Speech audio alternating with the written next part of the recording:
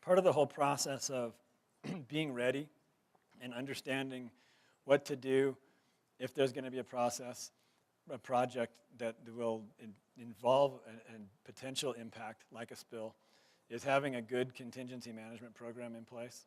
And I've talked a little bit about what that means, but I want to go into a little bit more detail because I think it's a really vital and important thing to develop, especially for a country like Colombia that's going to start to think about really developing these resources, and how do you do that in a responsible way. So the largest impacts to wetlands from oil and gas activities really are the spills and the erosion, the direct impacts from the release of chemicals into the wetland, and also from erosion from the development of the waterways and roads and the infrastructure that's going to be put in there, and all of that. So spills, I'm going to talk about first is how to deal with spills. Spills occur from operations. They come from pipelines, transportation activities. They can all introduce contaminants into the wetland at different levels, not just catastrophic levels, but oftentimes very slow, chronic releases. Infrastructure development and development operations enhance the erosion throughout the wetlands. So what the next section of this talk is going to be, I'm going to go through some of the basics of spill response. I've worked on the field of spill response and developed oil spill response plans and programs for governments as well as oil companies. So I just kind of want to go through some of the basics of that and how that's structured. I also want to talk about erosion control and what are some of the tools that you can use for erosion control. So spill response first. So this is the typical timeline of what happens when we have a spill. So the very first, the beginning, a spill happens, right?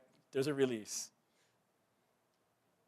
Then nothing can happen until someone notices there's a spill release. So release can go on for a long time, and if nobody sees it, it just is there. But somebody's going to notice it, and once that person notices it and the notification goes out, then the response takes place. And so the typical phases of a response is this initial response. After somebody makes the call, the agencies are notified. A thing called the Unified Command is formed. There's an incident command system that's been developed to help bring all of the players together to respond to the spill. And the shoreline cleanup and assessment teams, those SCAT teams, are mobilized and sent out into the field. That takes place realistically within 48 hours of a spill. If it's a significant spill, meaning anything more than 10 or 15 barrels of oil, it's going to trigger the incident command system, and you're going to get people out in the field right away. Most agencies and most oil companies have response teams in place. I'm sure you all have some kind of response team ready to go. The initial response gets everybody out in the field and gets everything established. The second phase is containment. So we've tried to stop the leak in the first phase. Then we're going to contain the spill through the second phase. And that's going to be mobilizing of all the booms and the containment vessels. The SCAT teams are going to be working with the containment people. And everybody's going to be working through the incident command system.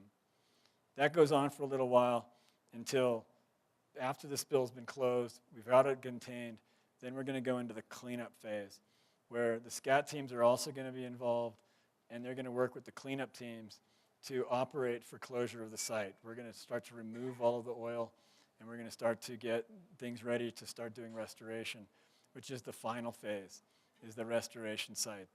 At the restoration phase, the incident command system is disbanded, all of the regulatory people go home, and the project becomes a restoration project from then on out, rather than a spill response. The responsible party generally takes responsibility for the remediation and the mitigation of that through consultation with the agency. So what the incident command system is, you're kidding, right? The incident command system is is set up, it's basically a command structure for the different agencies. It coordinates different functional agencies, including federal agencies, state agencies, local agencies, and the responsible party. It brings everybody together. The ICS, Incident Command System, was formed in the response to wildfires. And it was really formed in California in response to wildfires in Southern California, when the fires became so big that it crossed all kinds of different jurisdictions, and nobody knew quite who was in charge. So this was a way to say, okay, one group is going to be in charge, and here's how everybody's going to work together. It was first implemented in 1989 during the San Francisco earthquake. It was implemented during the September 11th attacks in New York. It was it was used in Hurricanes Rita, Katrina, and Sandy most recently. And it's been used in a lot of other public disasters. Most resource agencies and public areas have a small incident command group that they bring together. It was used heavily during the Deepwater Horizon incident, and I think it was really, truly refined during that process, that everybody from BP to the federal agencies to all of the state agencies that were involved really did a fantastic job of building the incident command structure. The U.S. Coast Guard is generally the lead commander on site, especially for any kind of water-related, as I mentioned. The Unified Command is made up of 3 people, one from the federal government, one from the state, and one from the responsible party. So everybody gets involved, and the U.S. Coast Guard is the overall command. So the Unified Command is responsible for everybody, and they set up everything for the response. This is a picture of one of the incident command centers from Deepwater Horizon, and you can see how involved this is. This has logistical people, environmental people, waste management handling people, social welfare individuals, wildlife protection people, the group that runs the SCAT teams. Generally in one of these, I sit in one of they're wearing a green vest in the environmental group, and I help manage and operate where the SCAT teams go. Deepwater Horizon was actually so large of a response that there was a unified command that was set up in Houston, Texas, and there was also an incident command center set up in every state. At one point, I think there were 7 or 8 incident command centers that operated throughout the region. It was that big of an operation. Because sometimes there's not oil there, sometimes the oil's there's not very much yet, and we need to deploy resources to another site. We collect chemical data. We collect hydrocarbon fingerprint data, which is a very high resolution analysis of the oil, where we can tell exactly where the oil comes from. We look at that in sediments and in water. We can help them identify cleanup strategies. We say, look, this is an area you need to bring a vacuum truck in. This is an area you need to bring a burn unit in. Or this is an area where you need to use dispersants and high-pressure washing.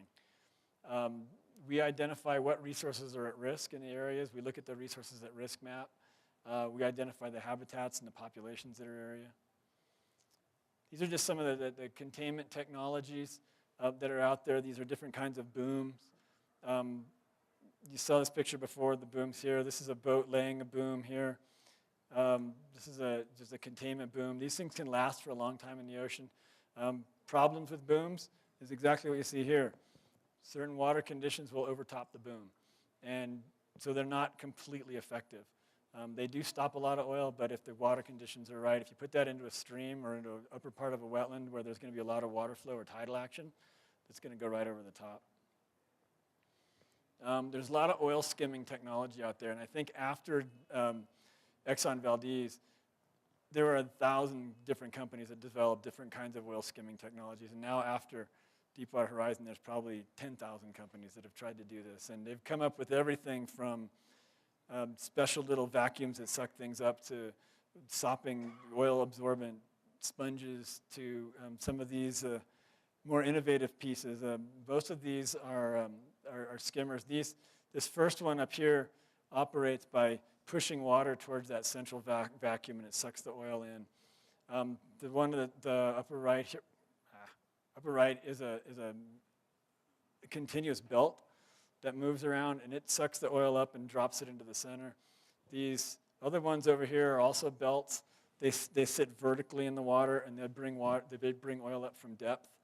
And then you've got these drum skimmers here that basically just sit in the water, and they continuously turn, and they've got a sticky surface, so the oil sticks to it, and there's a squeegee on the top of that takes the oil off and separates it. These two are very, very effective in areas, and we often deploy the top left one behind a boom. So we'll put a boom out and put that in there, so the oil will be collected into the boom and then sucked up in the skimmers. There's a lot of different manual methods that can be used. Absorbent pads have been used by just taking them out and sopping up the oil. The manual herding, we saw that was from Mick's talk.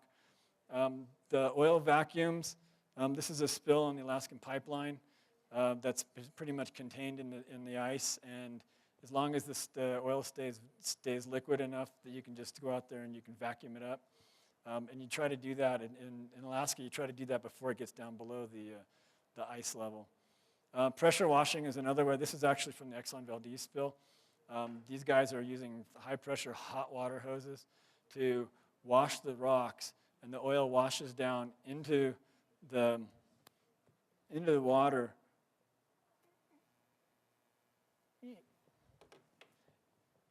Washes down into the water where there's a boom waiting for it and a vacuum ship behind it. So they're actually washing it into the water in order to suck it up. That was actually very effective on the big rocky cobble shores.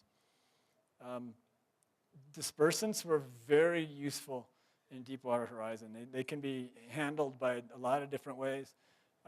This guy up here has a fire hose, and he's just spraying the dispersant out. That works really well for small spills. The shipborne operation here just basically has those wings that sit out on the side of the ship, and it drives over and sprays the dispersant. That's very effective for being able to cover long distances if you don't have an aircraft. I showed you a picture before of the aircraft flying over. I like this picture. This was actually one of the shots from the ROV. This was the subsea dispersant placed at Deepwater Horizon. So they were actually able to use that pole and stick the dispersant head directly into the oil stream at the wellhead. And that caused the oil to break up subsurface before it ever got up. And that actually probably saved a lot of the wetlands and a lot of the area, because what happened was that oil broke up before it actually ever made it to the surface. And because it was so small, it became neutrally buoyant about mid-depth, and it never made it to the surface. It stayed there, and most of that mass, everybody pretty much believes that most of that mass was eaten by natural bacteria in the water. So there's a lot of the mass that can't be found. This is kind of the last picture, just kind of a picture of what oil looks like after it's been hit with a dispersant. It tends to break up. It doesn't go away. A lot of people think that you spray the dispersant on, it's going to dissolve, it's going to go away. It doesn't go away, it just breaks it up, and it makes it less available. Burning is the most effective way to actually remove the hydrocarbons. It can be done at sea or on land. It requires very specialized fire-resistant boom at sea. So you collect the oil, collect it up within the boom. Can't see it in the picture very well, but this is actually a group of guys in a little boat, so you can see kind of how big that is. And then once the oil is contained within that fire boom, it's lit on fire and it burns the mass off. It can be done in wetlands. There are air quality issues. There's habitat destruction issues. Where it burns, it's going to burn the wetland, but it can be a quick way of stopping it from moving deeper into the wetland.